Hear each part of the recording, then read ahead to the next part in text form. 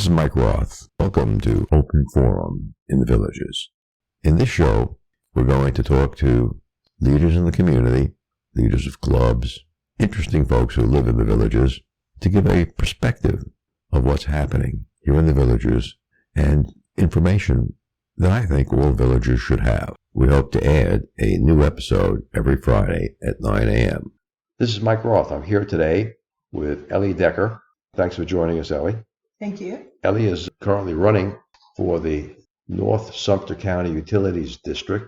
North Sumter County Utility Dependent District, also known as NSCCUD. Well, I'm glad you said that. She's currently on the Sumter County Library Advisory Board, and she's an alternative member for the Architectural Review Committee. In what district? I represent District 7 as an alternate or either once a month, and then sub as needed, and I can sub for. You can sub for any district, even though the rules are different in different districts. Yeah, the book is about 4 inches thick. It's a big 3-ring binder, and there's little district tabs, and so you have to go to the tabs and be a quick study. Okay.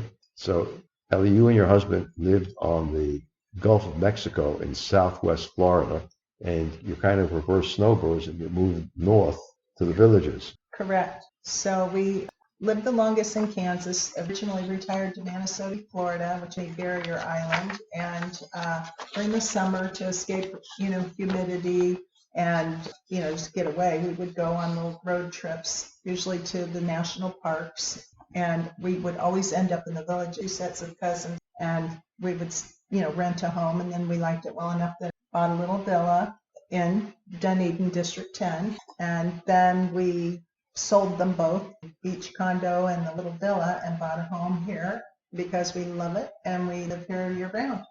So what year was it that you moved to the villages? Oh my goodness. Well, the first time. So I think we bought in 2015, and then we bought our place in Dunedin in, a couple of years ago, and then we bought our permanent year-round home here last year. Okay. So you've had some experience here. Yes. I'm curious about your serving as an alternate on the Architectural Review Committee. Did you have a situation where you actually could cast a vote that counted? Yes, it's a big circle with about a dozen people if they show up, to have a quorum. The public is welcome. Frequently homeowners or contractors show up. It's led by a chairperson. There's a long agenda. Frequently, we have 100 in season that we have to go through. And it moves pretty quickly. It's like a game where the person who can find, whether to pass, fail, the application first kind of wins. And what they're really looking for is protecting your neighbor's property lines. So, for example, Talk of the villages was, could you put a metal roof on a house in the village? Can you put a metal roof? Yeah. Replace the shingles. Generally speaking, the roofing is, they try to make it look as much like the original. So you can not give you a definitive answer, but I think with all probability. Yeah, so they do have some metal that looks like shingles. Most of it is about appearance. If it's keeping the water out and off your head and it doesn't bother the neighbors. Most of the ARC stuff is complaint driven. If they don't go after. And a lot of the things that are really handled villages compliance department are not the same things as what the ARC does. We usually are looking at roofing, landscaping, awnings, flagpole, and large oak trees removal. Yeah. And so the contest is who can read the blueprint the fastest to see if somebody's in the easement. That makes it a little more enjoyable if I think it's a game. Yeah.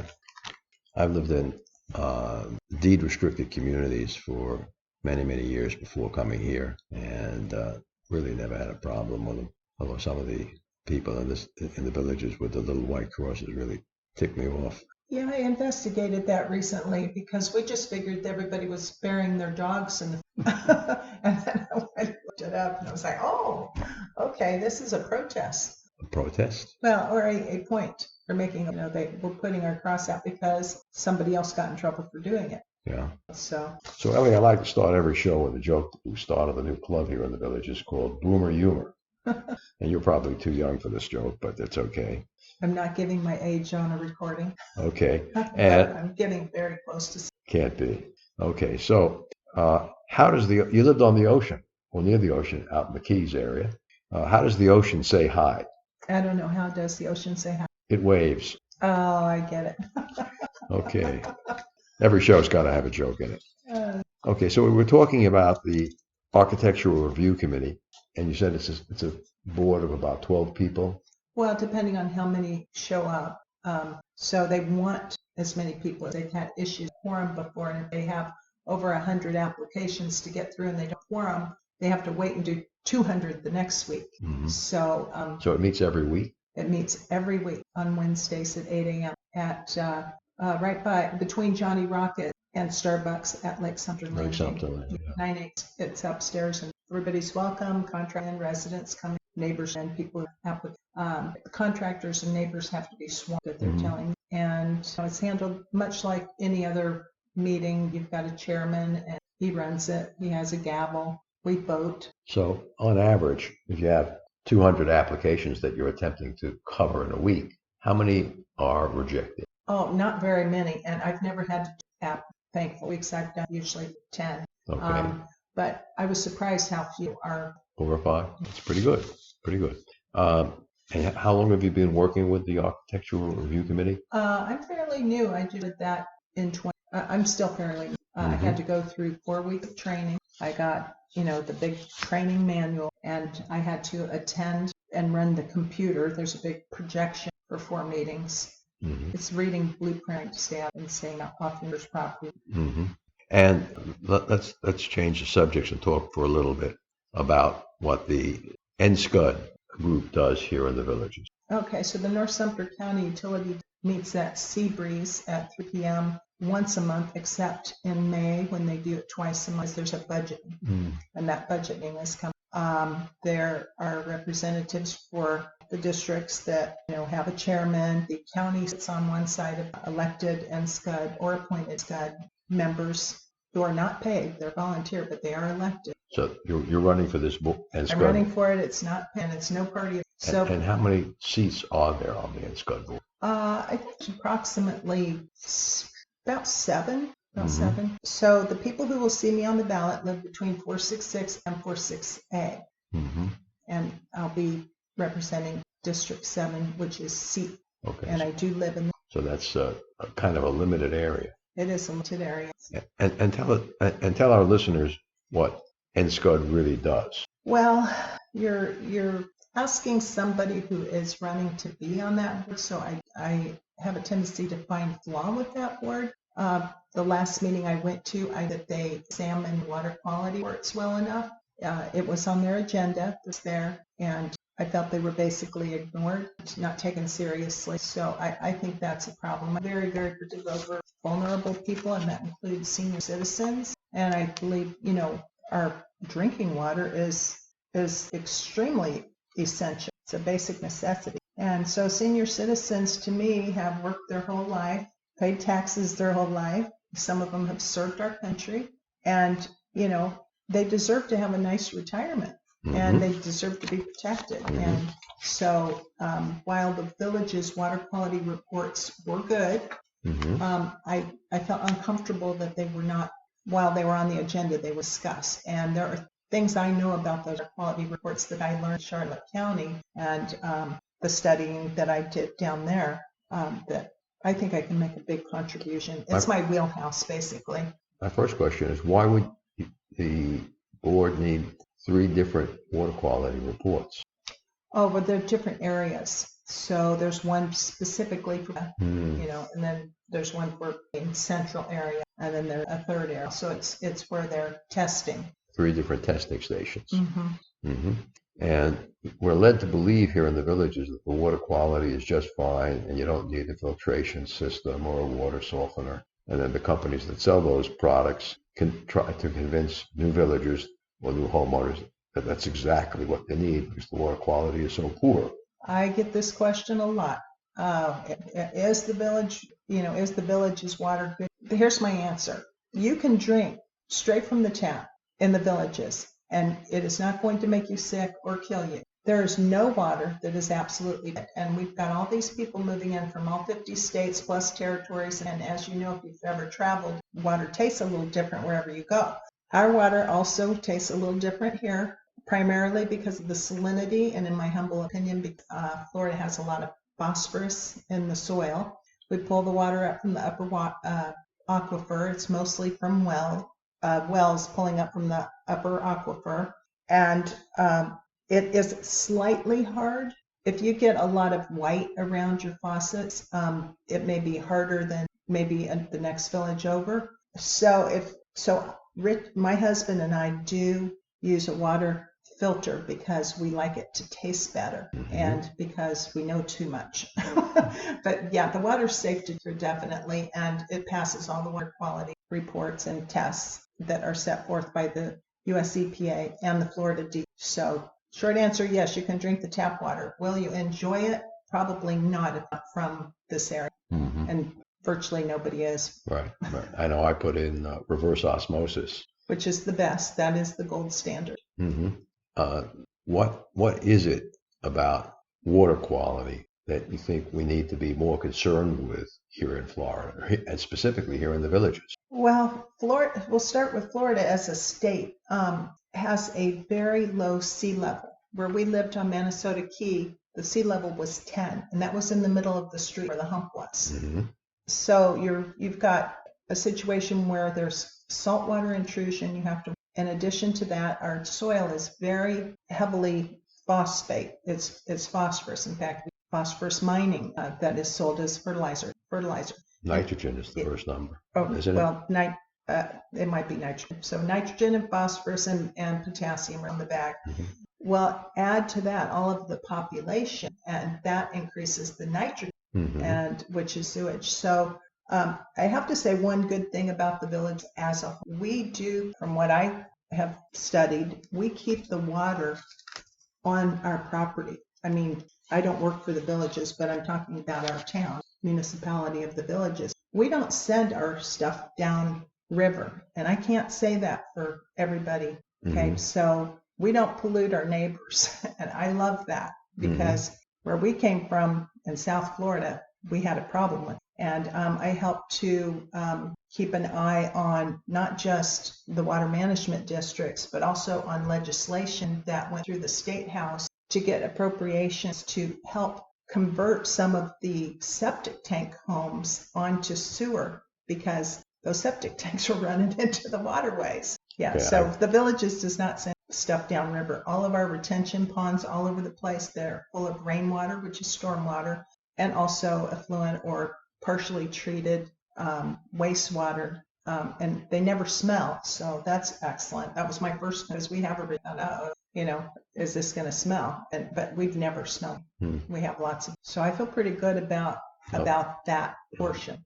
People's sense of smell varies with the person. Yes, it does. And I know I can smell things that my wife can't. And yes, that's sometimes true. I smell things that are unpleasant. I took a tour of the Bonita wastewater treatment plant, and the person giving the tour, who was very knowledgeable, said every once in a while you will smell because we're changing a valve or we're doing a maintenance that's scheduled. And so occasionally there's a smell, but it's never been on purpose. I mean, it's never been accidental. It's always on purpose because they're... Yeah. And the other issue that I've heard, and I know I've had here, is the reclaimed water, which is used for the irrigation golf water. Courses.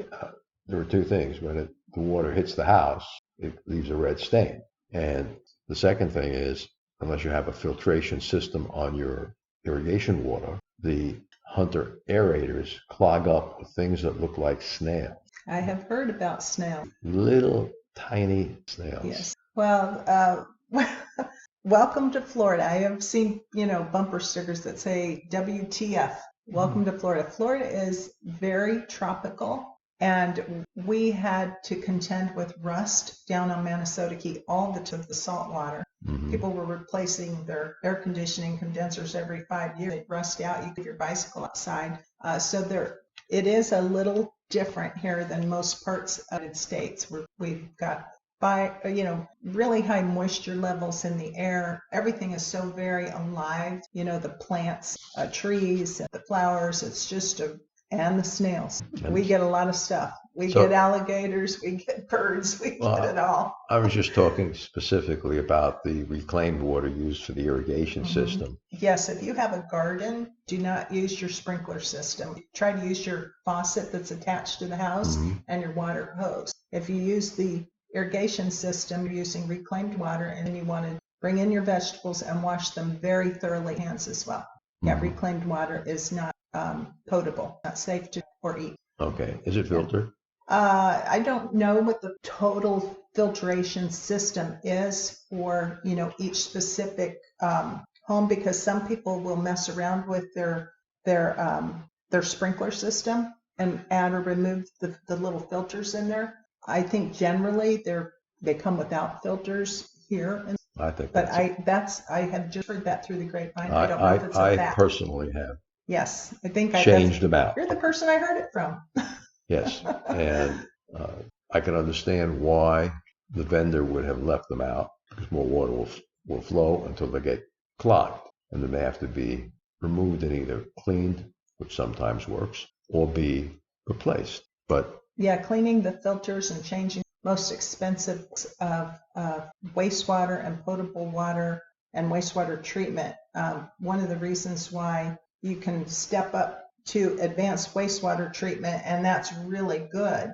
But there's advanced wastewater treatment with reverse osmosis, and that is extremely expensive. In fact, most places never use it because they afford it. I know Sarasota looked at, which is a very, very, and they couldn't have, because just changing those filters all the time is, it's just not cost effective. Right. It would tax the population. But water quality is definitely a passion of mine.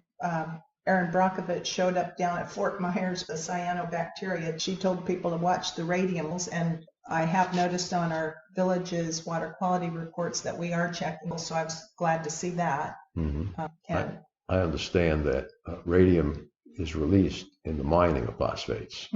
That's why in the south portion of Florida. Okay, let's move on to your involvement with the library board. The library board. Most people wouldn't think of getting involved with the library board. Well, Why did you do that? I have always loved libraries. I love going into libraries I choose from. I really like them when they're covered in wood panels or have a neat staircase. But the library board here had a few surprises for me. One of the first things that happened was I started going into, I was already using the Pinellas, and That's a beautiful library. Pardon me? It's a beautiful library. Yes, it is, and very well equipped. So I've been using the Pinellas Library, and starting in about 2020, when the George Floyd riots and peaceful protests both started, I started noticing that either a volunteer or an employee was putting on the end caps and on the plate racks some controversial type books that were leaned definitely towards the far left, or what I guess some people call the woke. But anyway, that's understandable. And when it's like Martin Luther King and it's February and there's books there that are talking about, civil rights, that's understandable. But this started becoming increasingly bad, where the last book I put back on the shelf was called something, Start Being Rude or Stop Being Nice, or, some really, inciting less than peaceful and tranquil life. So I just put them back where they belong, and I put something neutral out. I don't put anything right wing out or left wing. I just put something out neutral, like a cookbook. Now you're doing that as a private citizen. As a private citizen, I haven't been caught yet, but as of this podcast, I just found a secret. So now you have blackmail material. I just think it ought to be kind of neutral. I'm going to put out one side, put out another side, or just keep it neutral. It just got really bad. And then I started noticing that, the library liaison or the employee library administrator said if a book is out for 2 years that, it's taken off the shelf. Well, I noticed that I had picked up on purpose, a right-wing book. And when I returned it, it never came back to the shelf. And I'm still looking for it. So I did a little experiment. You took the book out.